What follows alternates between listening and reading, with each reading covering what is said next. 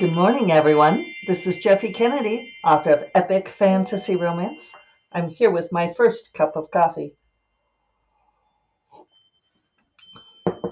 Ah, delicious as may be, given that my very favorite flavor we are out of, because David has been drinking it. And we've been together for 34 years, and this could be the end of us because I don't have my chocolatino. Just saying. Today is, say it with me, people, it is Friday. Woohoo! Thank goodness, right? I'm feeling like this has been a long week. Been working on this book so intensely. Book two of the Tor deal.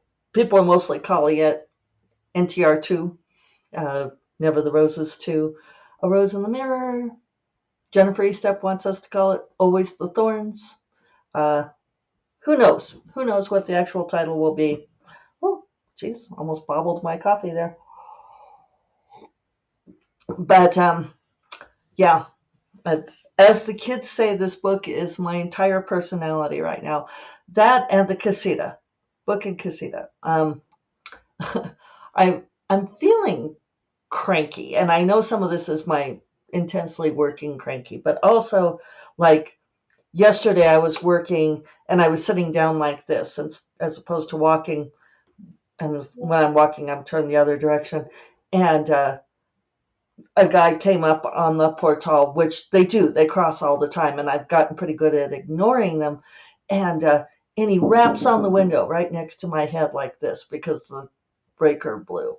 But people, it scared the shit out of me. I like jumped out of my seat and I was like, oh, I never before have I wanted to go full diva, where it's like, don't interrupt me when I'm working, people. Ah! So here we are. I'm doing pretty well. I'm over halfway. Uh,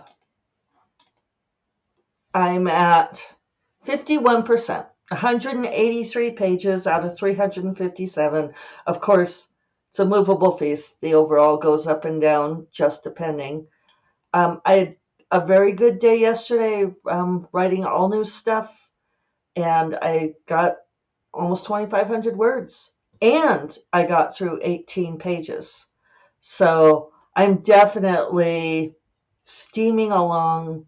Um, but my caveat about this being Friday, I mean, it is Friday no matter what. And Friday has a special magic, I believe, that we can all agree. But I may work all weekend. We'll see. I predicted that this would take me about 4 weeks to do. And I was really counting on speeding up towards the end. And right now I am at, oh, wait, I was looking at the wrong week. That's what oh, it always hurts. Yeah, this is the end of the third weekish. Well, it is not entirely because I only had 3 days of the first one. Anyway, I might work this weekend. We'll see. I'm feeling a little bit tired, but I'm also feeling like I might have hit that marathon speed. Uh, so we'll see. We'll see how things go. Because I also need to get Strange Familiar written by the end of the month. I know I say these things every podcast, but this is the endless cycle of my figuring. I was kind of considering um, going through today on the book, on A Rose in the Mirror, book two, um, and then switching to Strange Familiar next week, because I have a little bit more room deadline wise on book two than I do on Strange Familiar. Strange Familiar, I have an upload deadline of, I have to send it for formatting on March 26th, whereas A Rose in the Mirror is due on April 4th. So, like that's an entire 1, 2, 3, 4, 5, 6 days. Well, 5 days depending on if I work on the weekends. So I'm seriously considering doing what I almost never do, which is I think I might just start working every day for the rest of the month and get both these things done and then take like a week off. Um, those of you who are longtime listeners will know how unusual this is for me, but I caught myself saying the other day, it can be useful to listen to ourselves sometimes. And someone was asking me if I was writing on the weekend, and I said no. My standard line. I typically don't write on the weekends. I write only on weekdays, unless it's really unusual circumstances. And I thought, oh, wait. I think I'm in really unusual circumstances. And I'm feeling up to it. So we'll see. I'm really thinking this might be what I'll do. And then maybe I'll just go take a little time off and maybe go run away. Oh, something was scary outside. Killian was looking out the window and then jumped down. Oh, there's water.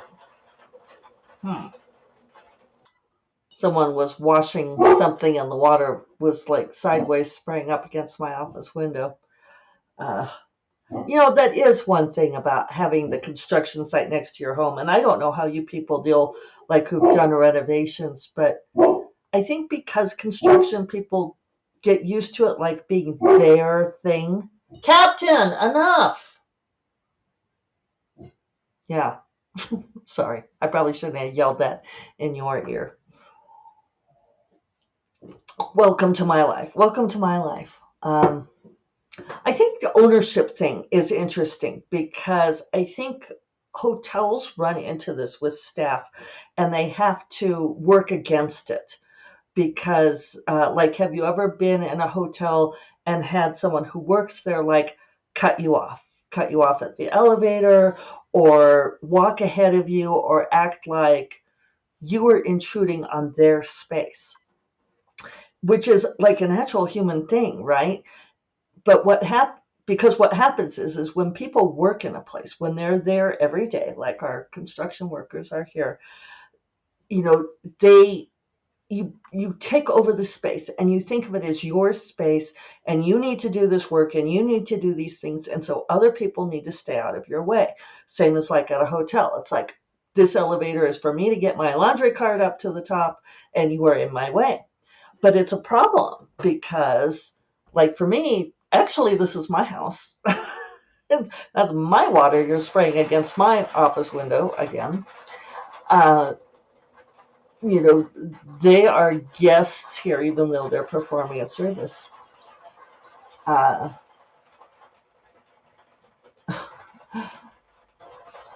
was going to go say something to her about it's like the hoses are not tight enough, so it's sideways spraying.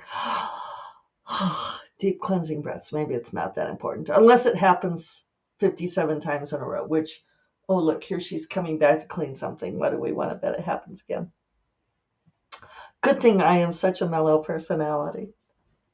So like hotels, the problem is that you want your paying guests to feel like it is their home, that they belong there.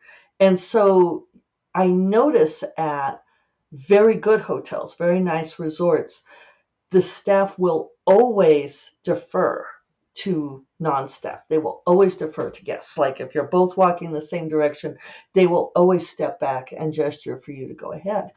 And it might seem like a minor thing, and I don't know if anyone else notices it besides me. I'm sure there's some, but it's very important for whether or not you feel comfortable in a space.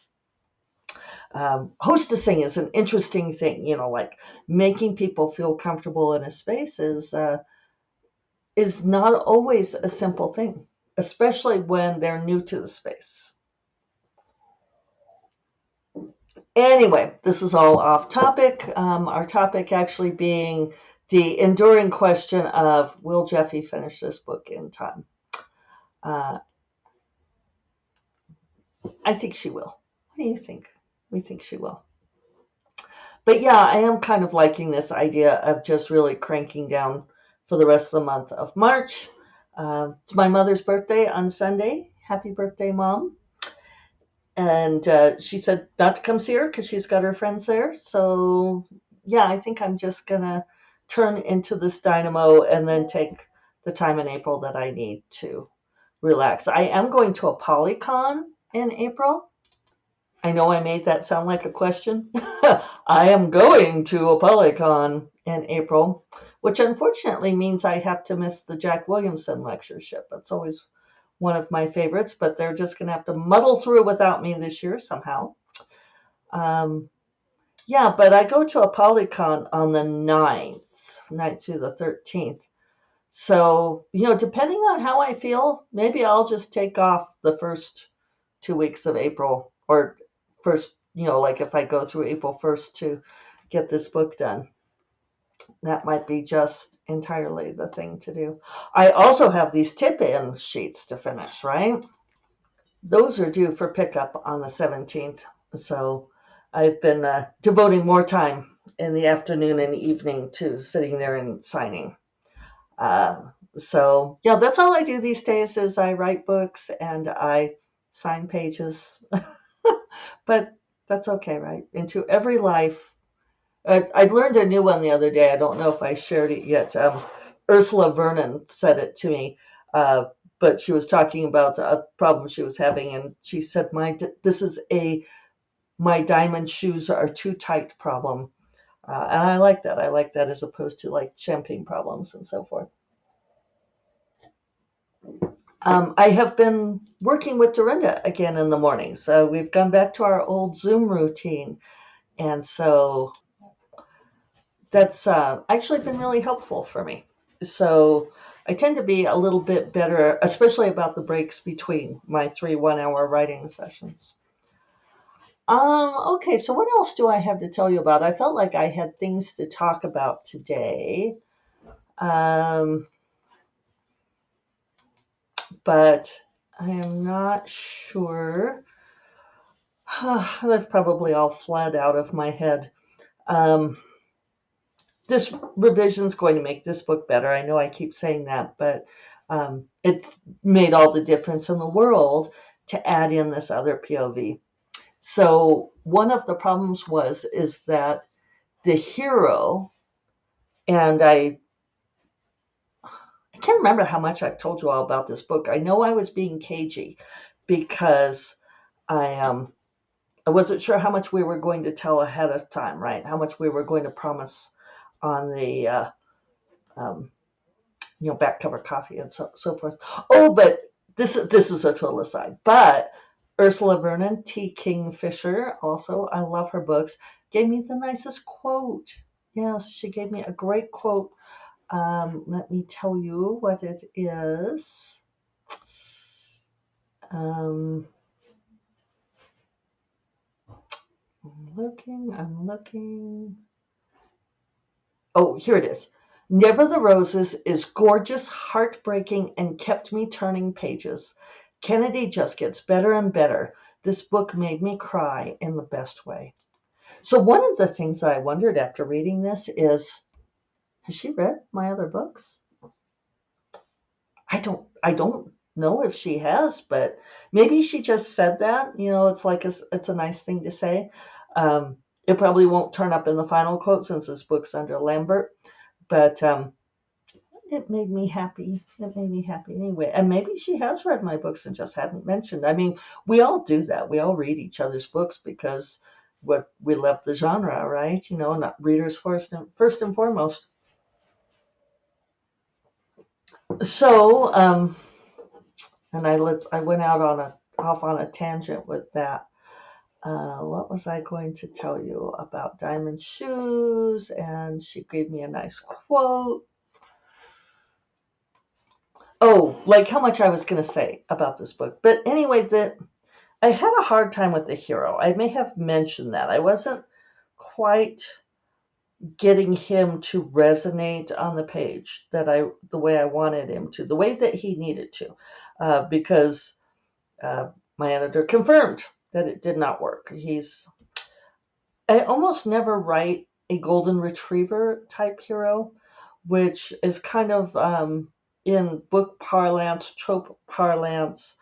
Uh, the golden retriever hero is not super smart, but he is the loyal one, the happy one, the one who will go to the ends of the earth for you, um, and not my standard type of hero, right? Usually my men are pretty smart, um, reflecting the fact that I myself am a sapiosexual. Uh, but in this case, it was important that he be this kind of person. But he was too much. He was too empty headed. Um, and so one of the things we talked about in the editorial meeting, oh, damn it. That's what I get for doing my nails. My nail polish has been popping off. You all know the trauma of my nail polish. Ongoing, definitely a champagne problem. Uh, I really want to go back to gel. I'm talking my nail gal into letting me go back to gel. We'll see if she lets me. She will. She just doesn't think it's a good idea. Anyway, heroes, golden retrievers. Sorry, I'm book brain, right? I have no brain left. So one of the things we talked about in the editorial meeting as a solution for this was to write some scenes in his POV. And my editor had even picked out saying, I would like to see this, this, and this from his POV. Point of view for the uninitiated. And son of a gun, it's working. So that's something that, especially if you're a writer like me, which is to say, I don't know what the story is until I've written it, right? And sometimes I don't really understand characters until I write from their point of view, which I know this about myself, right? I mean, this is, I guess, one of the things that I'm always talking about on here is how this is, I want to say iterative, and that makes it sound a little too data driven, but that being a creative is a process of constantly revisiting your process, revisiting what you know, what you understand about how you work, which is partly what makes it great, right? I know I always use like the grocery store checker as an analogy. It's like, where you could have, I don't know, an adequately paying job. Maybe it's a terrible paying job. I don't know. For some reason, I got it in my head at some point that grocery store checkers got paid a decent wage. And my little local grocery store is forever advertising for checkers. And they have one up there now, like, must be able to do any shift. And I was thinking, I could do that. I don't know why that's always enticing to me. It's like, I could go check groceries. Don't mind me. But that's what makes being a creative a great career, though, is because you're always learning and growing and changing up what you're doing and discovering new things. And so I it's like I should know this by now, that if I'm not getting a character, I need to write stuff from their point of view, which always feels like make work to me. Like a lot of writers love doing interviews and doing all of this. I hate writing extra stuff. For this book, I'm going to have written a whole bunch of extra stuff, which is, I suppose, at least I'll have material for bonus content. Except some of it's not going to apply anymore, and I'd have to revise it anyway. Yeah, it's made all the difference to write from his point of view and get these scenes, and I just keep working and reworking it. And will she get it done? Should she work all weekend? It's supposed to be very snowy here, so snow's supposed to come in tonight. It's supposed to be snowy tomorrow. I think I might just. So on that note, I hope things are going well for all of you, and I will talk to you all on Monday. You all take care. Bye-bye.